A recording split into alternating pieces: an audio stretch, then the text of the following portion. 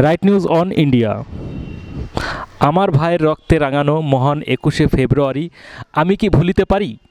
এই মহান 21শে ফেব্রুয়ারি যে সমস্ত শহীদগণ বাংলা ভাষার জন্য প্রাণ দিয়েছেন, বাংলা ভাষার জন্য আত্মবলিদান দিয়েছেন, সেই সমস্ত শহীদদের জন্য আজ আমরা তাদেরকে সম্মান এবং শ্রদ্ধাঞ্জলি জানানোর জন্য 21শে ফেব্রুয়ারি গোটা বাংলা জুড়ে, শুধু এপার বাংলা নয় ওপার বাংলা, গোটা বাংলা জুড়ে পালিত হচ্ছে মহান 21শে ফেব্রুয়ারি। এই দিনে আমরা ওদেরকে স্মরণ করে, মহান ওই সমস্ত শহীদদের স্মরণ করে তাদের চরণে আমরা মাল্যদান পুষ্প অর্পণ করে থাকি। এই 21শে ফেব্রুয়ারি দিনটিকে আমরা গোটা বাঙালি জাতি খুব গর্বের সাথে আমরা পালন করে থাকি।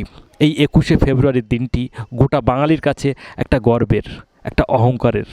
পৃথিবীতে একমাত্র যেটা কিনা বাংলা ভাষা, এই বাংলা ভাষার জন্যই শুধুমাত্র প্রাণ দিয়েছিলেন, তাকে রক্ষা করার জন্য।